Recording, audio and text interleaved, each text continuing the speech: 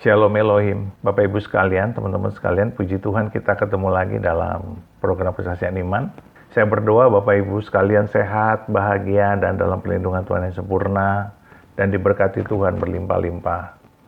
Dan Bapak Ibu sekalian, saat ini kita akan membicarakan tentang sebuah hal yang cukup menggelitik saya bertahun-tahun, dan akhirnya saat ini saya ingin menyampaikannya kepada Bapak Ibu sekalian supaya ini menjadi edukasi buat kita supaya kita tidak lagi salah kaprah menyebut bahwa kita ini adalah kaum Nasrani.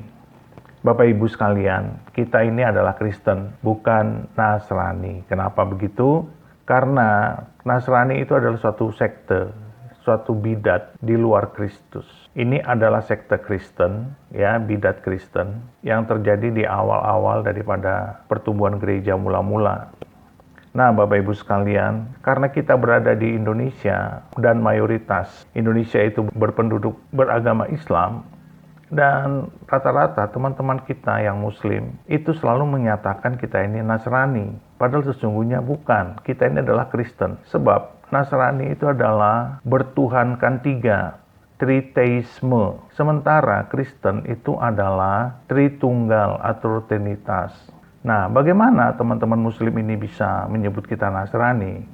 Nah, inilah yang harus kita dengarkan saat ini dari perbincangan Pak Elias Zulkifli dengan Pak Ikim dalam dialog mereka tentang Kristen bukanlah Nasrani, dan penyebutan itu adalah salah kaprah kalau Nasrani itu adalah Kristen, atau kalau Kristen itu adalah Nasrani.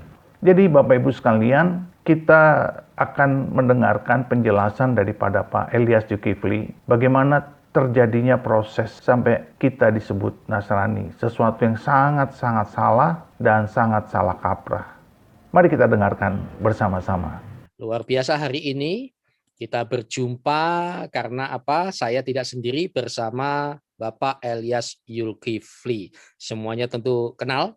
Jangan lupa langsung saja kunjungi YouTube-nya Tidak Biasa. Betul ya Pak ya? Benar Pak. Apakah dulu karena Bapak suka nyanyi Aku Tak Biasa? Enggak Pak. Oh, enggak, Itu jangan membenarkan yang biasa Pak. Oh iya. Iya, tapi kita membiasakan yang benar. Oke. Itu fitnah. Iya. Tidak Biasa. Silakan kunjungi karena di sana ada pengajaran-pengajaran yang sangat memberkati. So itu hari ini saya mengundang beliau di IKIM untuk ngobrol bersama tentang Kristen bukan Nasrani. Nah, kenapa kok topiknya ini? Karena ini juga pengalaman pribadi saya ya, Pak Zulkifli. Dulu terutama ketika saya belum mengenal Tuhan dengan baik ya, bahwa saya justru lebih suka menggunakan kata Nasrani karena rasanya kok lebih halus, lebih santun gitu, Nasrani gitu ya. Ternyata salah kaprah. Pak Zulkifli akan menjelaskan, tapi jangan lupa sebelumnya bahwa siaran kita akan disiarkan juga oleh Gereja YouTube channel, lalu Kanuru channel, juga Pavel 88 channel. Baik, langsung saja dengan Pak Zulkifli. Oke. Topik kita Pak, tentang topik kita. Ya, saya menyapa dulu. Oh, silakan sapa dulu. Untuk semua subscriber atau viewers pada malam hari ini ya, adalah suatu kehormatan kalau kita bisa melayani bersama dan belajar bersama ya. Seperti yang disinggung tadi oleh Pak Ikim, admin, mengatakan bahwa kita sedang membahas masalah Kristen itu bukan Nasrani. Nah, memang selama ini saya sih sebenarnya menganggap, karena saya latar belakangnya dari sana, awalnya memang menganggap bahwa Nasrani itu adalah Kristen. Jadi pemahaman-pemahaman seperti itu sudah menjadi dibilang mungkin mendarah daging di kalangan orang-orang Kristen, orang-orang Islam khususnya, bahwa Kristen itu identik dengan Nasrani. Nah, tak heran juga orang Kristen juga malah menerima hal itu gitu. Malah seperti yang disampaikan oleh Pak Admin tadi, katakan bahwa lebih enak rasanya dipanggil Nasrani dibandingkan dipanggil Kristen gitu Pak. Jadi hanya masalah enak didengar, kebiasaan begitu kan. Nah, akhirnya seiring dengan bertambahnya pemahaman, pengetahuan kita, ya saya cari-cari, saya mulai baca Alkitab dan lihat loh, Nasrani ini malah yang disebutkan untuk orang yang lain gitu ya. Nah, Kristen lain lagi gitu. Nah, akhirnya muncul sebuah pemahaman, suatu apa namanya, ya Tuhan taruh ide beberapa, sebenarnya ini sudah lama saya ketahui Pak, namun karena seiringnya saya pikir ini perlu juga diangkat, akhirnya saya angkat lagi. Nah, kita bahas dari sisi pemahaman saudara-saudara kita yang dari Islam, dan kita singgung lagi dari Kristen. Jadi berimbang dia. Jadi dari sisi Quran juga kita bahas Nasrani itu bagaimana, dan dari sisi Alkitab juga kita bahas Nasrani itu seperti apa. Jadi biar berimbang, nah teman-teman, Bapak Ibu semua viewers bisa memahami lebih detail seperti apa Nasrani dari versi Islam dan Nasrani dari versi Kristen, gitu dia Pak. Nah, Oke, menarik sekali. Langsung saja ke pertanyaan nih Pak. Oke. Mengenai Nasrani itu kalau dari sisi mulai Islam nanti kita menuju ke Kristennya ya. Baik. Silakan Pak. Ya, jadi bagi orang Nasrani, menurut pemahaman Islam, Nasrani itu adalah orang yang menyembah dan menjadikan Maria itu sebagai oknum dari Trinitas atau tiga. Sebenarnya sih dalam bahasanya itu bukan Trinitas, hanya saja para penerjemah Quran, khususnya dalam bahasa Inggris seperti Yusuf Ali dan Muhammad Asad, itu mereka menggunakan kata Trinitas. Sebenarnya bukan Trinitas dalam bahasa Arabnya, tetapi itu adalah tiga, ya. Jadi ketika dimasukkan dalam oknum Trinitas sebenarnya salah, karena itu adalah tritheis. Jadi dalam pemahaman saudara-saudara kita yang dari Islam bahwa ada tiga Allah atau ada tiga Tuhan. Jadi kalau kita baca di dalam Tafsir At-Tabari, Bapak Ibu bisa lihat lagi nanti kembali ke channel saya, bahwa di situ dikatakan orang-orang Nasrani itu berkata ada tiga Tuhan, yaitu Allah, Al-Masih, dan Ibu Al-Masih yang disebut dengan Maryam. Itu sebabnya di dalam Quran Surah Al-Maidah ayat 116 dikatakan, apakah Allah bertanya, menginterogasi Isa, mengatakan, apakah engkau berkata, jadikanlah aku dan ibuku dua Tuhan selain daripada Allah, gitu. Nah, ini menunjukkan bahwa pemahaman saudara-saudara kita yang dari Islam bahwa Nasrani itu adalah sekelompok orang yang menjadi ahli kitab lah, tanda kutip, yang memahami Injil, yang menjadikan Maryam sebagai oknum dari tiga Tuhan itu, gitu Pak. Nah, tentu saja kita sebagai seorang Kristen, nah misalnya saya percaya Trinitas.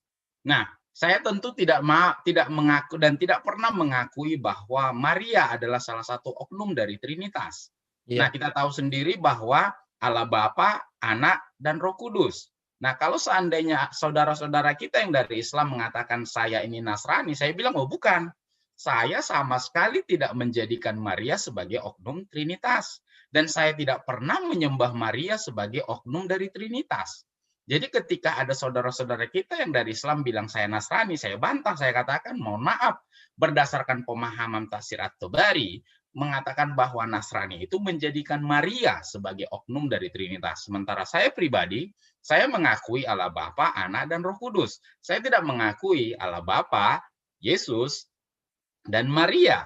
Nah, itu jadi perbedaan yang sangat mencolok. Yang pertama yang kita bisa dapatkan antara Nasrani versi Islam dengan Kristen. Nah, yang kedua, kalau Nasrani juga di dalam Tafsir At-Tabari itu sholatnya menghadap ke timur. Jadi Bapak Ibu bisa nanti lihat lebih detail di dalam YouTube channel kita.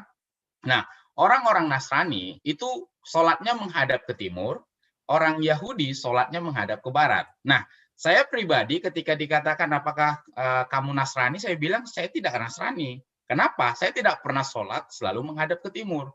Terserah saya mau doa kemana, menghadap arah mata angin mana, 8 arah mata angin saya hadap, terserah. Saya tidak pernah berusaha untuk menghadap ke timur untuk berdoa. Jadi kalau dikatakan saya Nasrani, saya bilang tidak.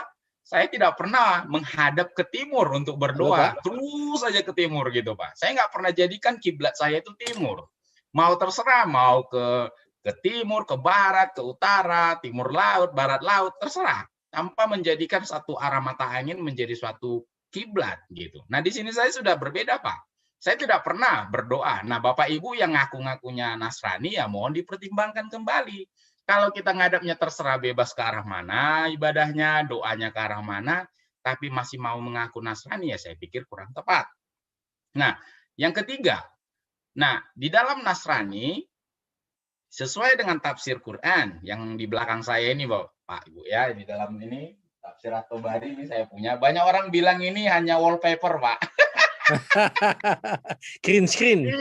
Mereka kira ini wallpaper, mereka ambil Ya, nih lihat nih. Nah, gitu. Iya, Pak. Jadi saya baru lihat aja udah, wih pusing.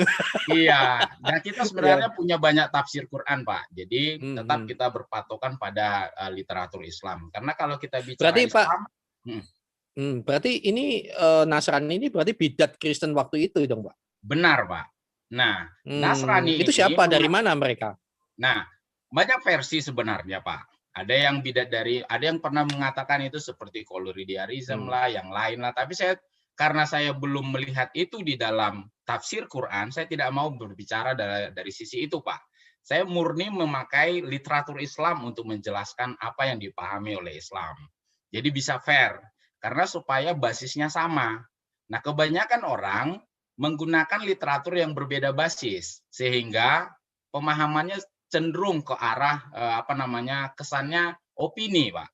Jadi kalau misalnya saya jelaskan Islam dari literatur Islam, maka saya juga harus pakai literatur Islam, Pak.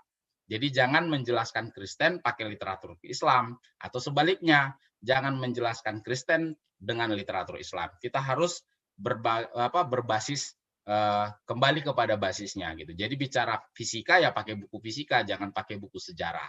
Nah, di dalam tafsir At-Tabari, literatur Islam, Nasrani itu mengakui Injil, benar mereka akui Injil, tapi Isa itu sebagai nabi, bukan sebagai Tuhan.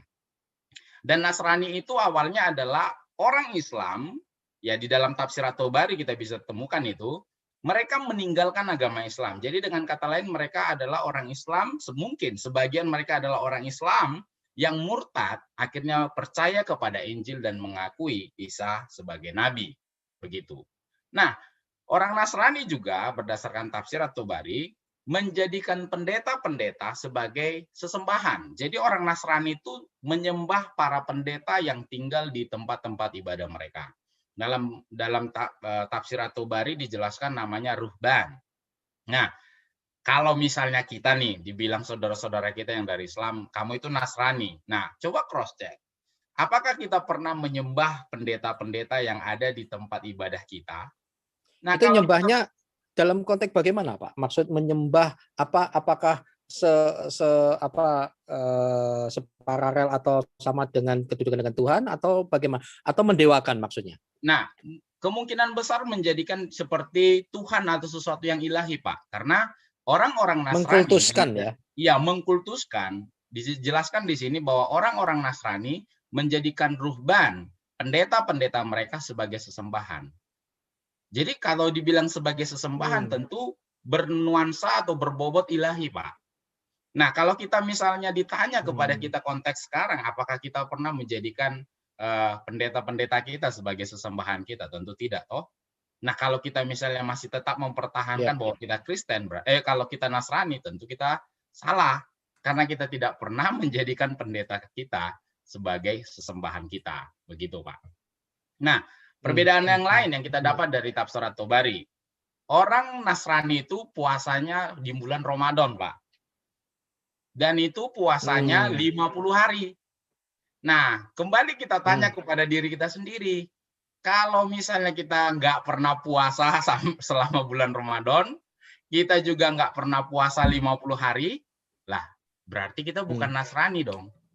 Jadi ketika saudara-saudara kita yang dari Islam itu mengalamatkan kita Nasrani, nah mohon dipikirkan kembali, dipertimbangkan kembali. Kita sama sekali nggak pernah puasa sampai 50 hari. Kita juga nggak pernah puasa di bulan Ramadan. Nah, kalau kita nggak pernah melakukan itu, maka kita bisa katakan, saya bukan Nasrani, saya adalah Kristen. Begitu perbedaannya, Pak. Jadi, kalau misalnya kita simpulkan, Nasrani versi yang dipahami oleh saudara-saudara kita yang dari Islam itu, yang pertama, mereka menjadikan Maria itu sebagai Tuhan.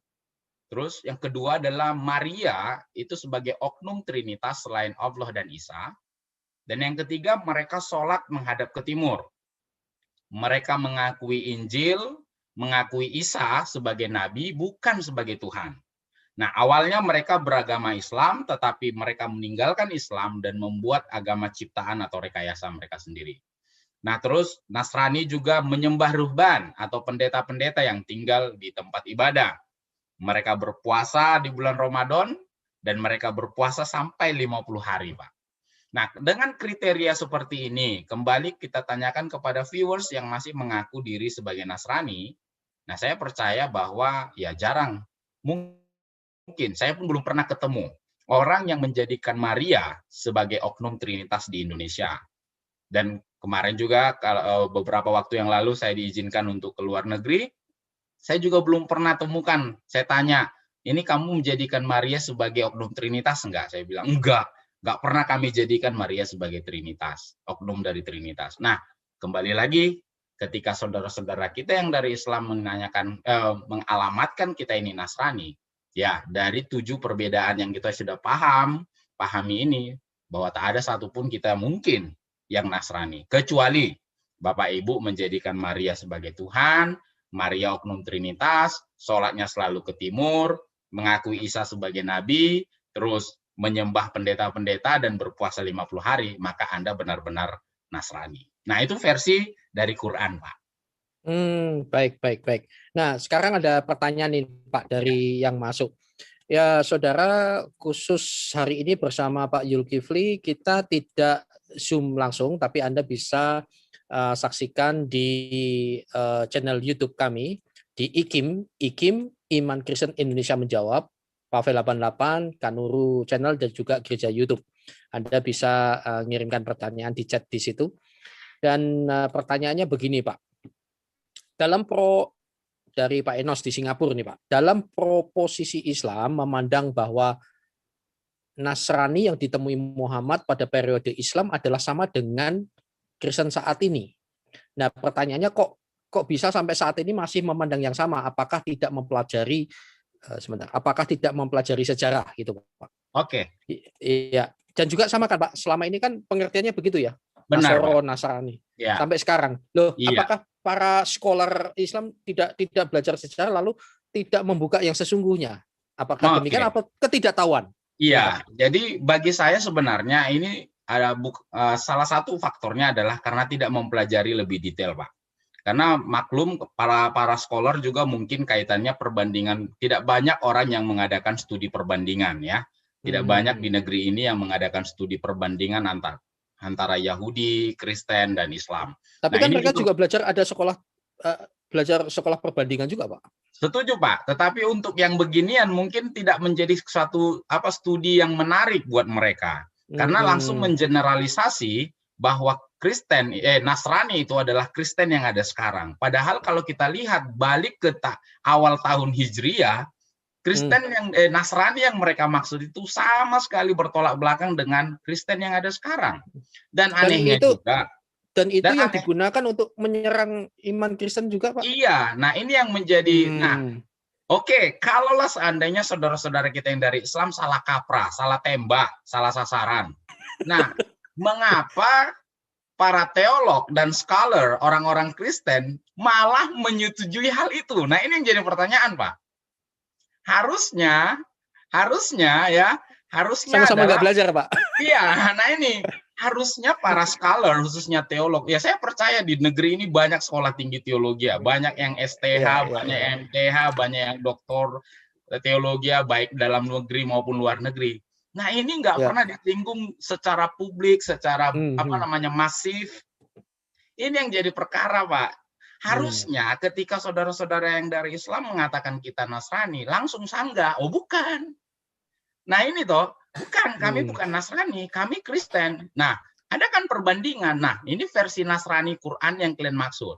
Ini adalah versi Nasrani yang ada pada zaman Nabi junjungan kalian. Ini identitasnya. Ini yang mereka percayai. Ini yang mereka akui. Ini yang mereka jalani. Nah, coba bandingkan dengan yang kami jalani sekarang. Cocok nggak? Masalahnya nggak ada Iya, teolog yang ngomong begitu.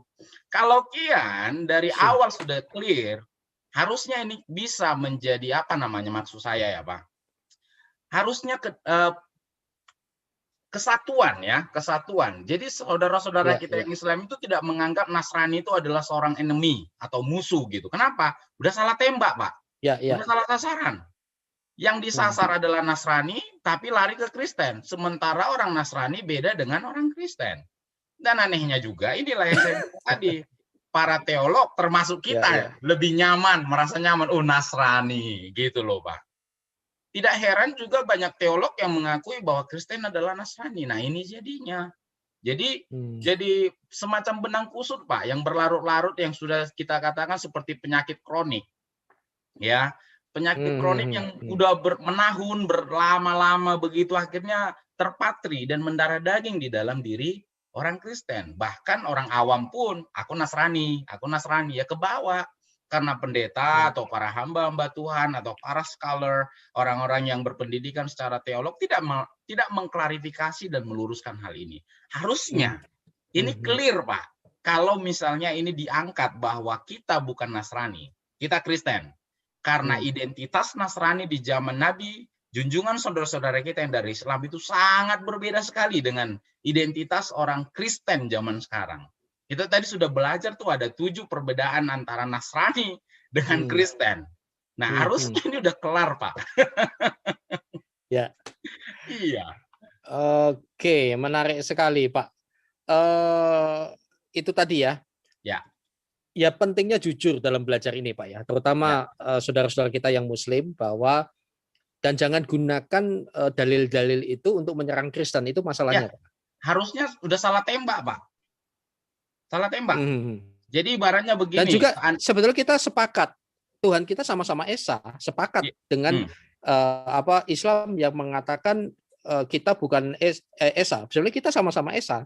Cuma masalahnya kan seringkali dalil-dalil yang digunakan yang Nasrani itu kan, Pak ya. Iya. Kalau misalnya Kian disarankan pun oleh Nabi junjungan saudara-saudara kita yang dari Islam untuk mengatakan misalnya Nasrani itu adalah misalnya musuh atau jangan berdamai atau lain sebagainya. Dilihat dulu latar belakangnya. Kenapa sampai begitu? Itu dulu yang pertama yang harus dilihat. Terus lihat relevansinya ke zaman sekarang itu apa. Nah, ini yang kadang langsung letter-let diambil, langsung dijalanin, Pak. Sehingga menimbulkan salah kaprah. Nah, ibaratnya nih, Pak Ikim bilang sama saya perginya ke Jakarta Utara. Saya perginya ke Depok. Kan udah lari, Pak. Harusnya sesuai dengan instruksi yang ada, kalau memang diidentifikasi Nasraninya di zaman Nabi junjungan saudara-saudara kita yang dari Islam, itu sama dengan yang sekarang Kristen, baru relevan. Tapi kalau misalnya dilihat Nasrani di zaman Nabi saudara-saudara kita, sudah sangat berbeda sekali dengan yang sekarang. Nah, harusnya nggak relevan lagi, Pak. Itu, Pak. Di mute, Pak, mute ininya. Oke. Saya sampai karena terpesona, Pak. Saya terbuka-buka loh, Pak. Saya juga terbuka. Terima kasih, sangat memberkati sekali. Artinya saya ngatakan, saya ulang lagi, harus jujur. Belajar itu harus jujur ya. Jujur dengan sejarah, jangan-jangan merubah sejarah atau tanpa.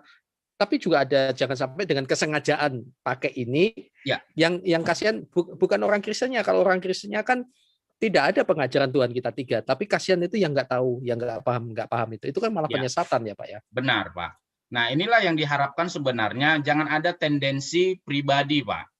Nah, murni bahwa kita ini bicara tentang secara ilmiah. Saya percaya bahwa kajian-kajian akademisi kan sifatnya ilmiah, Pak. Bukan seperti kita ngarang novel, fiksi dan lain sebagainya. Nah, bisa kita buktikan, bisa kita tunjukkan literaturnya, begitu, Pak. Nah, kebanyakan kan enggak tendensi pribadi, ya opini langsung dibawa, menggiring kita kepada oh ini yang benar gitu loh. Nah, ditanya mana latar belakangnya, mana ininya. Nah, itu. Jadi kalau kita belajarnya begitu, Pak, enak, Pak. Matching. Nah, kita bisa tanyakan kepada saudara-saudara kita, loh, ini loh buktinya. Kalau enggak klarifikasi. Kita duduk sama. benar nggak yang misalnya saya yang punya ini tafsir At-Tabari, Al-Qurtubi, Adwaul Bayan, tafsir Ibnu Katsir, dan semua yang saya punya tafsir di situ. Sama Kameranya nggak cukup, Pak. Iya. Kameranya nggak cukup, nggak kelihatan. Oh iya. Iya, Pak. Nah, kalau sama berarti harusnya kajian kita sama. Karena literaturnya sama. Ibaratnya gini, Pak. Kita belajar matematika di Indonesia dengan belajar matematika aljabar di Indonesia dengan aljabar di Amerika sama toh? Ya, ya. Iya, harusnya begitu. Jadi enak. Nah, kembali ke tadi Nasrani, kalau saudara-saudara kita yang dari Islam itu ternyata salah tembak, kan sayang, kasihan gitu loh. Mungkin beberapa golongan udah mengatakan, oh kami sudah melakukan apa yang diperintahkan oleh junjungan. Ternyata salah tembak, Pak. Salah perintah, salah komando. Iya kan? Ya, Nasrani yang di zaman beliau itu adalah Nasrani yang menjadikan Maria sebagai oknum Trinitas. Menjadikan Maria sebagai Tuhan. Nah, kita nggak pernah. Nasrani yang di zaman beliau itu puasanya 50 hari. Boro-boro puasa 50 hari, Pak. Puasa 2 hari aja nggak tahan gitu. Iya toh? Saya waktu sekolah kita puasa 3 hari, hari kedua itu adalah siksaan terberat. Itu makanya saya bilang hari kedua udah mulai tumbang, Pak. Pusing-pusing. Nah, oh iya. Nah, dan ini dulu kan masih transisi ya, Pak ya, antara apa masih bandit sama bertobat. Itu aja berarti 50 hari, Pak. Itu iya, Pak. Jadi nampak bahwa sudah berbeda, Pak. Jadi posisi, keyakinan, tindakan, kepercayaan Nasrani di zaman Nabi junjungan saudara-saudara kita yang dari Islam, dan itu dicatat di dalam tafsir At-Tabari dan Al-Qurtubi, itu udah berbeda dengan zaman sekarang, Pak. Tapi dari sisi Al-Quran gimana, Pak? Kenapa, Pak? Itu kan tafsir Al-Qurtubi dan At-Tabari, Pak. Atau At-Tabari. Tapi dari sisi dalil Al-Quran sendiri, Pak, ada kalimat Nasrani. Memang ada kata Nasrani, Pak. Tapi kan seperti apa identifikasi Nasrani, kita harus merujuk kepada eksegesinya saudara-saudara kita yang dari Islam, Pak. Nggak jelas ya, Pak ya? Aja seperti begitu aja ya? Ya, akhirnya diperlukan ada eksegese yang disebut dengan tafsir dan dibantu oleh hadis tentunya, Pak. Nah, dan itu saling mendukung. Iya, informasi-informasi inilah yang harus kita tunjukkan. Ini loh, Nasrani versi yang dipahami oleh Islam itu seperti ini. Jadi coba bandingkan Nasrani yang dipahami oleh Islam sama nggak dengan kami yang sekarang yang percaya ini, yang Kristen ini. Itu bagus lagi kalau dari pihak mereka yang menjelaskan, mestinya ya. Harusnya, Pak. Harusnya ya. Harusnya, tapi justru dipakai untuk menyerang. Nah, ini dia. Ada ya. Iya. Itulah sebabnya ya, saya pun terpanggil karena memang latar belakang saya dari sana untuk memberitahu yang bisa saya pertanggungjawabkan. Kalaupun ada ulama yang mau mempelajari, silakan. Saya bisa bertanggung jawab. Itu sebabnya di dalam YouTube channel kita selalu tampilkan literatur, Pak. Kita bisa tunjukkan ini. Sehingga bisa kita pertanggungjawabkan secara akademisi, bisa kita pertanggungjawabkan di depan hukum juga dan publik, bahwa kita bukan opini. Kita hanya mengadopsi apa karya ilmiah, tanda kutip kita bilanglah karya ilmiah, Pak. Karena memang ini sifatnya akademisi. Apa yang dikarya ilmiahkan di dalam kepercayaan saudara-saudara kita yang dari Islam, itu bisa kita pertanggungjawabkan. Itu, Pak. Dan kita literaturnya literatur mereka kan, bukan dari kita. Betul. Yang sangat menarik. Inilah sebenarnya studi perbandingan yang tepat, Pak. Nah, banyak di antara kita tidak. Kita menilai Islam dari pihak Kristen dan kita menilai Kristen dari pihak Islam. Nah, nggak nyambung, Pak. Sebagai contoh misalnya bicara tentang Trinitas, saudara-saudara yang dari Islam ini kan banyak sekali ya. 3 Tuhan. Coba kalau misalnya saudara-saudara kita yang dari Islam dengan rendah hati mau mempelajari Trinitas dari literatur Kristen, saya percaya akan lebih baik dan lebih adem, Pak. Dibandingkan kita mempelajari Trinitas dengan menggunakan hal-hal yang berbau dengan Islam, itu akan nggak nyambung, Pak. Misalnya kita belajar tentang penebusan, konsep penebusan dengan kematian. Ya, di dalam Islam yang tidak ada konsep penebusan dengan kematian. Bagi mereka penebusan dosa adalah dengan melakukan amal baik. Nah, cobalah kalau misalnya saudara-saudara kita yang mengadakan studi perbandingan, komparasi, mempelajari konsep penebusan dengan pengorbanan, itu berdasarkan literatur Yahudi dan Kristen, bukan berdasarkan opini pribadi, apalagi membawa-bawa latar belakang kita. Nah, itu nggak fair. Seperti saya belajar Nasrani versi Quran dari Islam, ya saya menggunakan tafsir-tafsir exegese yang dipakai oleh saudara-saudara kita yang dari Islam. Baru fair, Pak. Nah, Malah begitu. ketemu kebenaran ya Pak, kebenaran Iya. yang sesungguhnya. Benar. Nah ini penting sekali kan, masalahnya kan sudah apa ya, asumsi yang dibangun akhirnya sudah eisegesis kan pada akhirnya, bukan eksegesa. Iya. Terutama mempelajari trinitasnya di kekristenan, bahwa Tuhan kita juga esa dan lain sebagainya gitu kan. Tidak jujur menurut saya. Eisegesis sudah punya konsep dulu, baru Ya. yang nggak akan ketemu, ya toh. Begitu. Oke Pak, ini tadi dari versi Islam. Wah asik sekali Ya. nih ngobrol. Iya. Kita akan menuju kepada Nasrani dari sisi Kristen, tapi sudah ada pertanyaan yang masuk. Oh boleh, silakan. Dari Cirebon. Akarnya sih sebenarnya, saya bacakan ya Pak ya. Ya silakan. Akarnya sih agak panjang nih Pak. Ini Silakan, sedikit silakan. cerpen. It's okay, saya bacakan. Ya. Akarnya sih sebenarnya perbedaan pengertian Nasrani versi Islam versi Kristen. Kata Nasrani di Alkitab hanya disebut satu kali di Kisah 24 ayat 5. 24 ayat 5. Ya. Saya tahu di YouTube Bapak juga jelaskan itu ya. Ya, Pak. Menurut Yosefus, oleh orang Yahudi, orang Kristen awalnya dianggap sebagai apa ini? KD dalam KD1 dalam Yudaisme seperti Farisi, Saduki, sehingga ada golongan Nasrani pengikut Yesus, orang Nasrani dan seterusnya. Saya rasa Bapak tidak saya lanjutkan, ada penjelasan yang tepat dari Bapak, Pak. Ada, Pak. Ya, ada, Pak. silakan Pak. Monggo sekarang kita menuju kepada Nasrani versi Kristen tuh bagaimana? Oke. Jadi Nasrani versi Kristen Komparasi dengan yang Islam. Komparasi, ya. Nah, ya. Kalau kita belajar dari kisah, atau saya bisa share ini Pak, share apa namanya? Share screen. Iya. Sangat bisa, sangat bisa. Jadi biar lebih enak. Iya, silakan Pak. Bapak sudah co-host sekarang. Sekarang saya share screen dulu.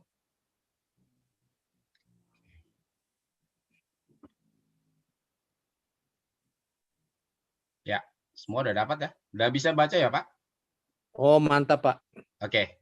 Ya. Silakan. Ini. Jadi kalau kita lihat di dalam Kisah 24 ayat 5, nah ini. Jadi telah nyata kepada kami bahwa orang ini adalah penyakit sampar, seorang yang menimbulkan kekacauan di antara semua orang Yahudi di seluruh dunia yang beradab, dan bahwa ia adalah seorang tokoh dari sekte Nasrani. Nah, kata Nasrani ini adalah yang pertama sekali dan yang terakhir, Pak, kita temukan di dalam Alkitab, dalam terjemahan. Jadi, dari sini kita lihat siapa sih yang ngomong ini gitu. Yang ngomong ini adalah Tertulus, Pak. Bukan orang-orang Kristen, bukan para murid itu yang ngomong bahwa mereka itu adalah Nasrani. Tertulus itu orang mana, Pak? Tertulus siapa dia? Tertulus itu apa? Penasihat hukum, pengacaranya imam besar Ananias, dan bersama dengan para imam yang menggugat Paulus sebagai biang kerok karena dianggap sebagai penyakit sampar, maksudnya menimbulkan kekacauan, Pak, di kalangan Yudaisme. Jadi orang Yahudi lah yang sebenarnya merujuk kepada mengatakan pengikut Kristus yang dari Nazaret itu orang Nasrani. Bukan orang Kristen itu sendiri yang ngomong ke mereka bahwa mereka adalah Nasrani. Jadi siapakah orang Nasrani yang disebut oleh orang Yahudi itu? Orang Nasrani yang disebut oleh Yahudi itu adalah orang Nasrani, ada orang Yahudi yang mempertahankan keyahudiannya, tetapi menjadi pengikut Yesua, mengikut Yesus orang Nazaret itu, Pak. Jadi Nasrani versi Alkitab adalah sebutan kepada orang Yahudi yang menjadi pengikut Yesus dari Nazaret. Nah, relevansinya dengan kita sekarang, apakah kita Yahudi? Saya pribadi, saya bukan Yahudi, Pak. Ya, apalagi saya. Nah, pakai belangkon bukan Yahudi, Pak. Ya, nah sekarang itu gimana sih gambaran Nasrani itu? Kita bilanglah mereka itu seperti Yahudi mesianik, Pak. Mereka tetap mempertahankan keyahudian mereka. Mereka tetap makan sesuai dengan kosher Musa. Mereka tetap sunat, dan sunatnya juga kita perlu garis bawahi, sunat Yahudi itu umur 8 hari ya, bukan umur setelah udah anak-anak atau remaja gitu. Ya. Dan terus mereka tetap mempertahankan keyahudian mereka dan mereka tetap menjalankan sabat. Jadi kalau misalnya ada dari saudara-saudara kita yang dari Kristen mengaku Nasrani, yang pertama dari versi Alkitab, orang itu harus orang Yahudi tulen, Pak. Ya. Kalau bukan Yahudi, jangan ngaku-ngaku Nasrani. Oke. Tapi ini kan sekarang udah ada gerakan-gerakan yang kembali ke akar Ibrani pada Yudaisme, akhirnya. silakan, tidak masalah. Nggak masalah ya. Silakan, nggak ada Malah masalah. kadang-kadang mereka lebih Yahudi daripada orang Yahudi. Nah, ini yang jadi masalah. Masalahnya di mana? Mereka lebih Yahudi dari orang Yahudi, Pak. Iya. Jangan sampai kita seperti yang ada pernah kita dengar, jangan lebih Arab daripada orang Arab, gitu, Pak. Ya. Kita harus ya tetap pada proporsinya, gitu. Kalau misalnya kita kembali kepada Yahudi atau Judaisme, tidak masalah, Ibrani. Pak. Iya, kembali ke akar Ibrani, tapi jangan setengah-setengah. Kalau mau mengaku bahwa kita adalah berakar kepada Yahudi atau Judaisme, artinya kita harus sunat. Dan kita harus menjalankan kosher. Kita juga harus menjalankan semua keyahudian. Termasuk menjalankan semua hukum Musa, Pak. Karena perjanjian termasuk perjanjian Abraham, seperti yang sudah saya singgung di dalam channel saya, bahwa hukum Nuh, hukum Abraham, dan hukum Musa itu tidak bisa dibatalkan di dalam lingkungan Yudaisme. Karena itu valid, Pak. Dan itu perjanjian Allah tidak bisa dibatalkan. Jadi kalau kita mau kembali kepada Yudaisme, silakan, Pak. Bebas. Tapi jangan sampai setengah Yudaisme, setengah lain. Sebentar dilakukan ini, sebentarnya ini. Kalau memang fight full, silakan. Atau misalnya kita mau menjadi Yahudi, tapi tetap juga mempertahankan iman kita bahwa Yesus adalah Mesias itu, Sang Mesias itu, silakan. Tapi tentu kita harus mempertahankan keyahudian kita. Nah, kita yang bukan Yahudi masuk agama Yahudi namanya proselit. Nah, tetap harus tetap juga harus mengikuti ada aturan kaidah-kaidah yang berlaku untuk menjadi seorang Yudaisme, Pak. Itu, Pak. Jadi kembali ke Nasrani. Kalau kita sekarang mau mengaku Nasrani, yang pertama kita harus pastikan sesuai dengan Alkitab bahwa orang Nasrani adalah orang Yahudi. Jadi kalau bukan orang Yahudi jangan ngaku Nasrani, gitu, Pak.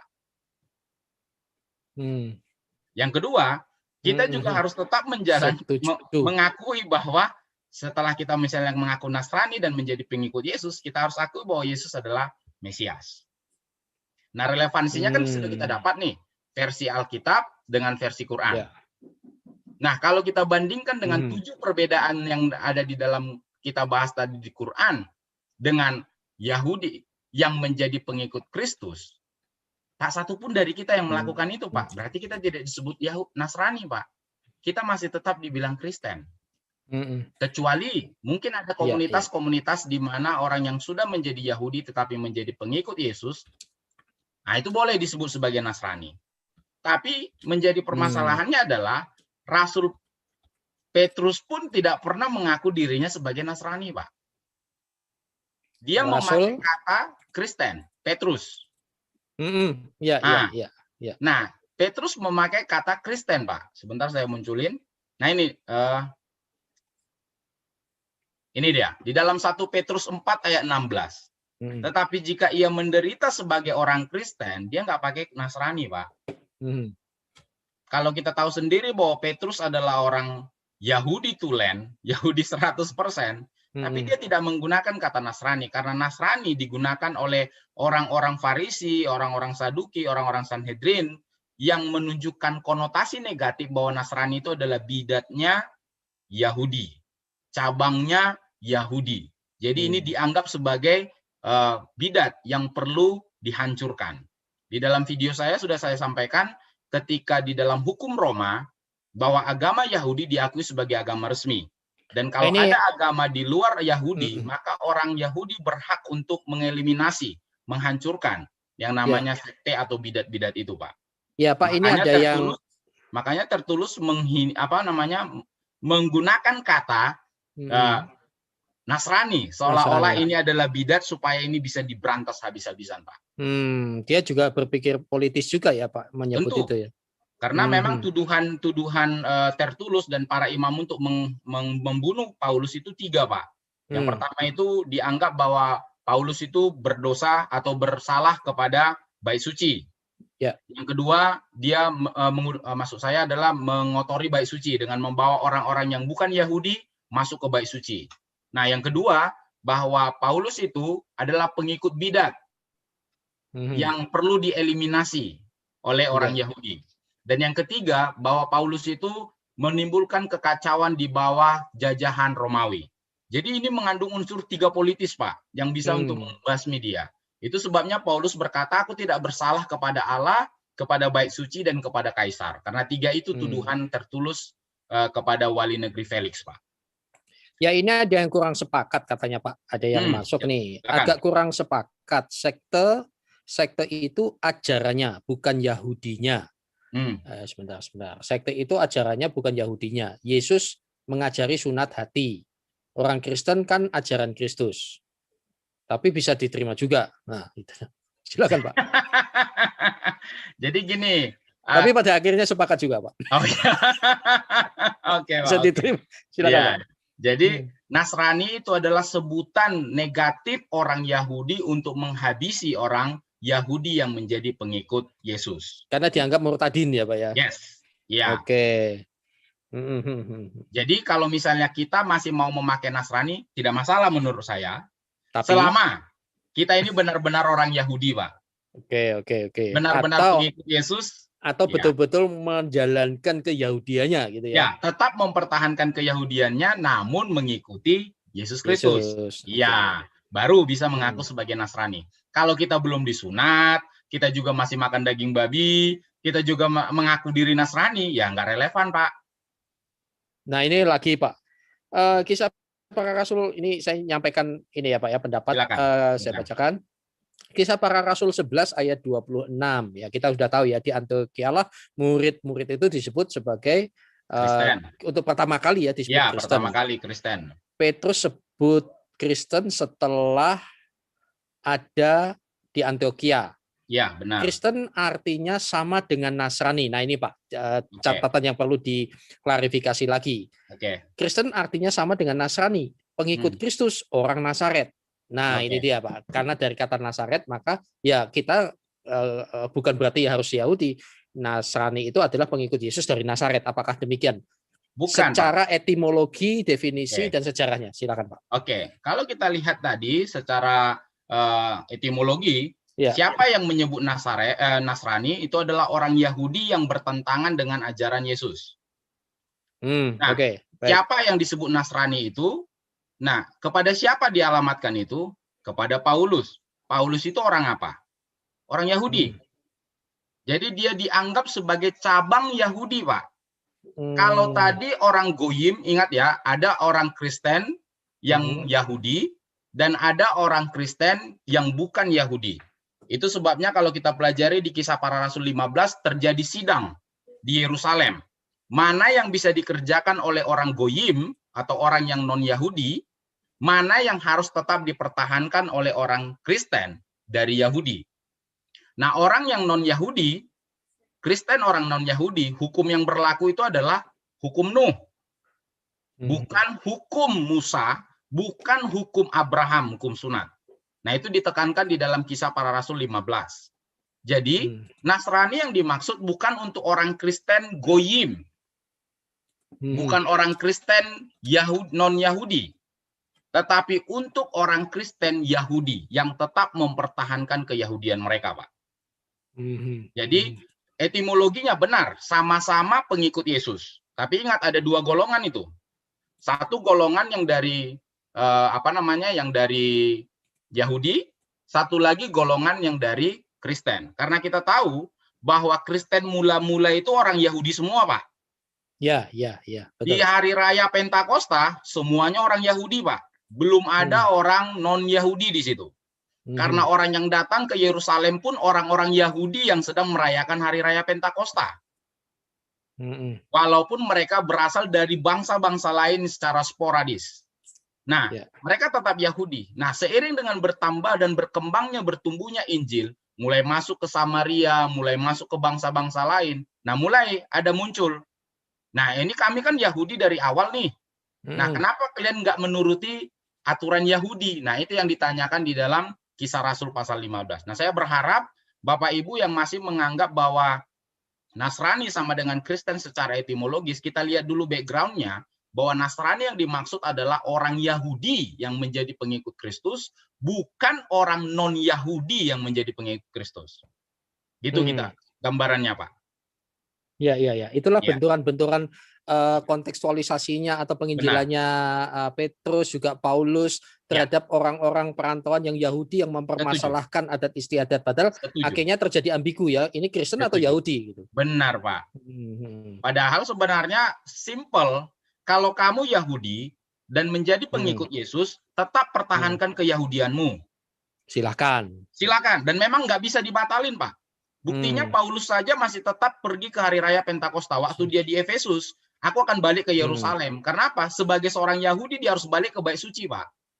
Jadi itu bicara budaya dong, Pak?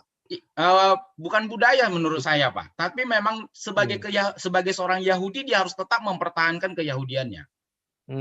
Tapi Paulus cukup fleksibel ya, Yahudi seperti Yahudi, Yunani seperti Yunani. Karena makanya dia bilang kepada Yahudi aku bersikap Yahudi. Buktinya apa? Dia ngikutin hari Sabat, Pak.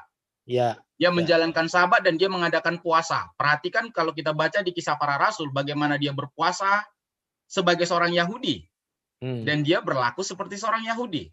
Nah, tapi ketika berhadapan dengan goyim, orang-orang non-Yahudi, dia tetap, buktinya ada 2 kali ibadah yang dia bisa kerjakan. Yang pertama, hari Sabat dia tetap jalankan. Kenapa? Dia pergi ke sinagog sebagai seorang Yahudi. Dan yang kedua, itulah awalnya kenapa Kristen yang non-Yahudi beribadah hari Minggu.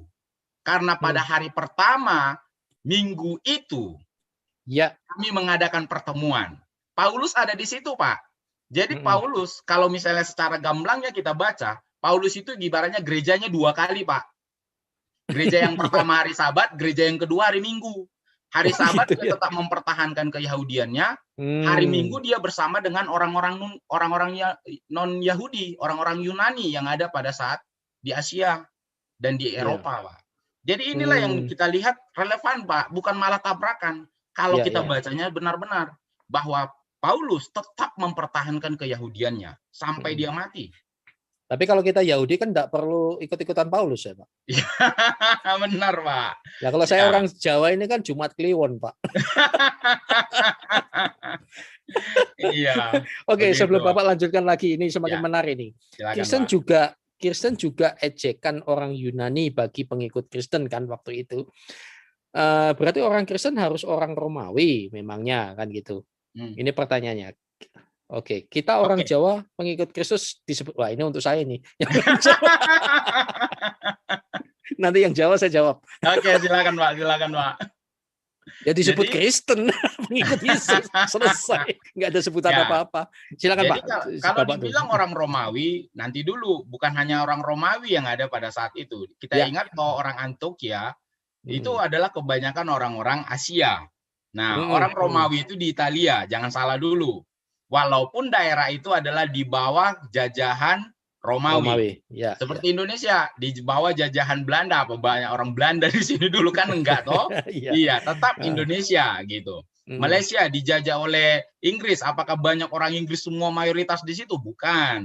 Jajahannya ya, kekuasaannya. Atau misalnya pada saat kerajaan Islam Turki Utsmani menjajah negara-negara Balkan, apakah banyak negara orang-orang Turki di sana? Kan tidak gitu ya. Nah, ini masalah okupasi ya untuk penguasaan gitu. Nah, kalau dikatakan untuk orang Romawi ya sepertinya tidak tepat. Karena memang orang Asia yang ada pada saat itu memang di bawah jajahan Romawi. Gitu, Pak. Oke, menarik sekali Pak. Waduh, ini kita ngobrol bisa sampai besok nih, Pak. Pak, silakan. Cuma 12 menit lagi ya, Pak. Iya, silakan Pak, selesaikan aja, Pak. Apa yang Bapak mau jelaskan lagi nih, Pak? Nasrani dari versi Kristen. Ya, silakan. Ya, jadi di sini kita bisa tahu perbedaannya Bapak Ibu bahwa kalau masih mengaku diri kita adalah seorang Nasrani, saya hentikan aja ya, Pak, apanya ya, Pak? Ya. Stop share-nya. Oke, ya. Baik. Jadi, nah kalau misalnya kita masih tetap mengaku bahwa diri kita adalah seorang Nasrani, maka pertama dari sisi Kristen pastikan dulu kita ini orang Yahudi. Nah, itu dulu. Nah, sekarang kalau saya ngaku-ngaku Yahudi orang pada nggak percaya, Pak. Yang pastinya Yahudi harus pelihara jenggot, Pak. Mau saya cukurin terus. Iya, dan selalu pakai talit, ya. Ya. Selalu pakai kippah. Ya, kan ini belangkon. Iya, ini belangkon, Pak. Nah, itu dulu. Jadi Bapak Ibu yang masih mengaku diri Nasrani, pastikan dulu yang kita tadi udah bahas, bahwa kita itu, misalnya ada yang bilang, kami nggak mau pakai terminologi Al-Quran, kami mau pakai terminologi Alkitab, boleh. Tapi versi Alkitab, orang Nasrani adalah orang Yahudi yang menjadi pengikut Kristus. Itu dulu. Ya. Walaupun Nasrani sama-sama dengan pengikut Kristus yang adalah Kristen, tetapi Nasrani di sini secara spesifik adalah orang Yahudi yang menjadi Kristen. Oke. Ya, itu dulu. Nah, kalau kita masih pakai ya Nasrani, boleh, asalkan kita benar-benar Yahudi. Valid keyahudiannya, bukan Yahudi KW. Ya, karena banyak sekarang Pak yang mengaku Yahudi Pak, tapi KW. Nah, harus mempertahankan keyahudiannya, benar-benar Yahudi. Ya. Jadi nggak dilarang juga ya. Ya silakan, nggak apa-apa. Silakan, tapi jangan setengah-setengah gitu loh. Benar. Seperti yang dibilang oleh Tuhan Yesus, yang satu dikerjakan, yang lain jangan diabaikan. Begitu, Pak. Nah, saya di Sulawesi Utara ini susah ngaku-ngaku Yahudi, Pak. Kenapa, Semua Pak? yang merayap dimakan kecuali kereta api. Itu pun karena besi, Pak. Nah, itu, Pak. Nah, jadi terminologinya dari Kristen, dari Alkitab, kalau masih juga tetap memakai Yahudi, pastikan bahwa kita Nasrani, pastikan kalau kita itu adalah orang Yahudi. Terlepas apakah kita keturunan Yahudi ataukah kita proselit atau orang Kristen atau orang dari suku manapun yang masuk ke agama Yahudi. Silakan. Dengan catatan benar-benar menjadi pengikut Kristus yang latar belakangnya adalah Yahudi. Itulah Nasrani. Oke, baik. Wah, menarik sekali, Pak. Oke, Pak. Sebagai bagian akhir, apa yang akan Bapak sampaikan dengan pengertian ini? Masih banyak hal lagi yang...